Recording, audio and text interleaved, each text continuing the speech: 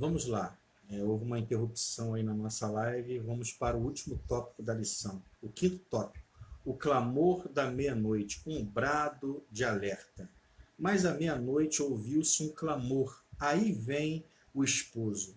É este o clamor que ouvimos em nossos dias. Meu irmão, você está ouvindo já esse clamor? Está escutando como o Espírito Santo diz ao mundo e aos salvos que Jesus vem breve?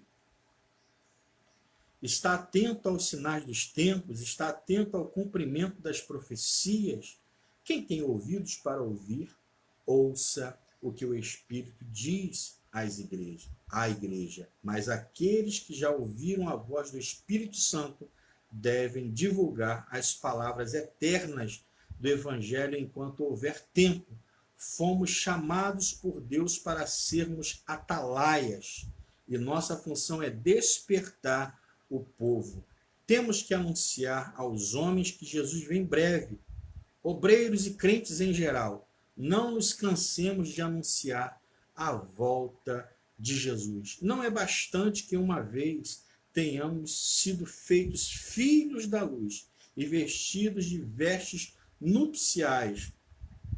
Precisamos vigiar e permanecer prontos para a vinda do Senhor, pois por isso diz a Bíblia: guarda o que tens, para que ninguém tome a tua coroa. Os membros da igreja de Filadélfia eram agradáveis a Deus, mas precisavam guardar o que haviam recebido do Senhor para não serem roubados. É isso que a palavra de Deus nos ensina com a ordem vigiai.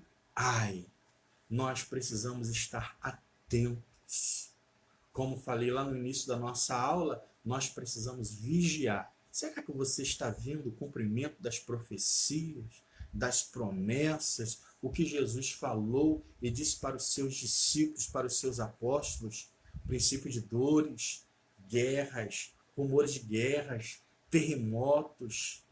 Como nós falamos aqui na lição, guerras químicas, biológicas. Nós precisamos estar atentos para a vinda de nosso Senhor e Salvador Jesus Cristo e cumprir a nossa tarefa, o nosso chamado de levar a palavra de salvação e de alerta para o mundo, para a humanidade, de que Jesus está voltando. O sono espiritual é um sinal dos últimos tempos.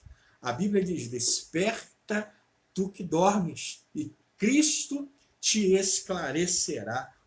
O sono pode ser causado, primeiramente, pela desobediência, como aconteceu a Jonas.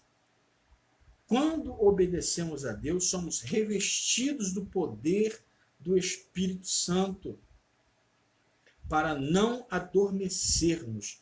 Também a preguiça causa sono. Quando Davi ficou em casa, desocupado enquanto seu exército combatia, ele acabou caindo em tentação. Em um período onde os reis iam para a guerra, ele fica em casa, desapercebido, e aí vem a tentação, ele fica passeando, né, no pátio do palácio, aí olha e observa do seu pátio, lá embaixo, porque ele tinha uma vista privilegiada, e naquela época as casas eram diferentes das que nós temos hoje. Muitas não tinham telhado, não tinha teto, laje, como as construções aqui do Ocidente. Lá no Oriente a coisa era totalmente diferente. E aí ele vai e observa Betseba lá se banhando, se lavando, tomando seu banho. E aí o que acontece? Ele estava no sono da indolência. E aí ele vai, cobiça, pensa no pecado, planeja o pecado, chama, ele era o rei, chama Betseba e se deita com ela. Nós precisamos estar alertas, atentos, vigilantes para não cairmos em tentação. E todos nós somos sujeitos a isso.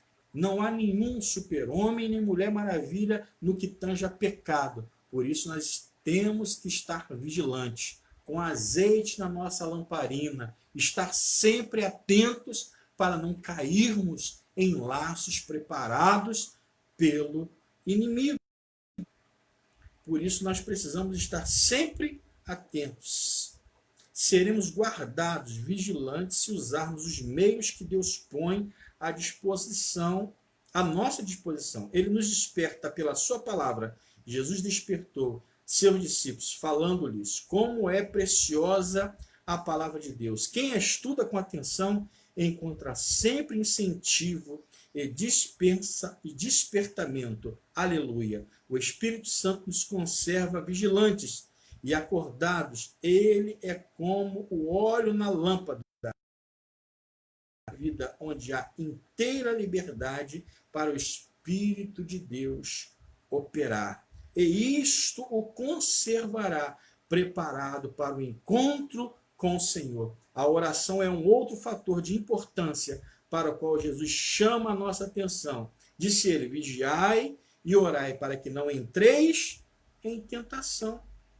Acrescentou: o espírito está pronto, mas a carne é fraca, significando que se os discípulos orassem, o espírito prevaleceria sobre a carne, porque a oração é um recurso tão importante para nos manter vigilantes. Sim, porque pela oração vivemos em comunhão com Deus. Então ficamos fortes e felizes. Nós precisamos estar atentos, preparados. E as armas que Deus coloca à nossa disposição para mantermos a nossa lamparina acesa é Bíblia, leitura da palavra do Senhor, unção do Espírito Santo, para não cairmos em tentação.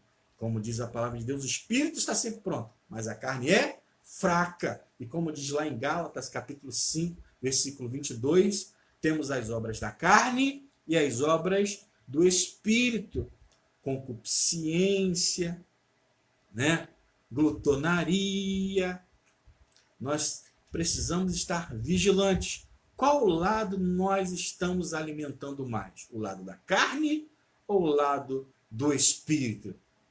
A carne é fraca, mas o Espírito está sempre pronto. Por isso nós devemos ter reserva na nossa lamparina. E as armas que nós temos para isso é palavra de Deus, oração, para que possamos estar sempre com a unção do Espírito Santo sobre a nossa vida. Chegamos à nossa conclusão, que diz o seguinte: quando o clamor da meia-noite for ouvido, diz a Bíblia que o seu sentido é o seguinte: saí-lhes ao encontro. É precisamente isto que o Espírito Santo quer dizer atualmente. Prepare-te para te encontrares com o teu Deus. Nós devemos estar prontos a responder já. A sua noiva se aprontou. Lemos em Mateus capítulo 25, versículo 7, que ao ouvir o clamor da meia-noite, as virgens começaram a preparar as suas lâmpadas. Meu irmão, a sua lâmpada está preparada hoje? Que Deus permita que nossas lâmpadas, nossas vidas, se cumpram as palavras de Lucas capítulo 12, versículos 35 e 36. Estejam cingidos os vossos lombos e acesas as vossas candeias.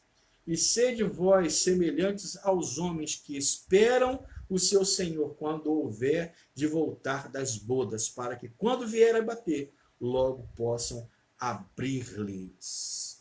O Espírito Santo nos está despertando hoje para que estejamos nesta condição, estejamos atentos e sensíveis à sua voz. Amém.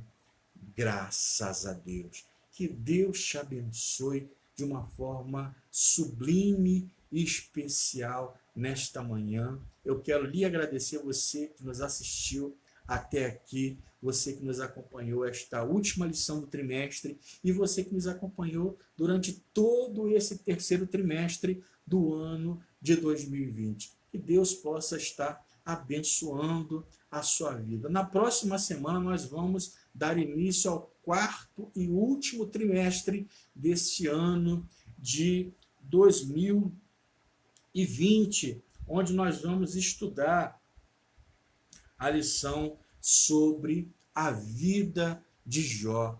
Nós estaremos iniciando na próxima semana a primeira lição do quarto trimestre. E você é o nosso convidado especial para estar junto conosco para nós estudarmos esta lição.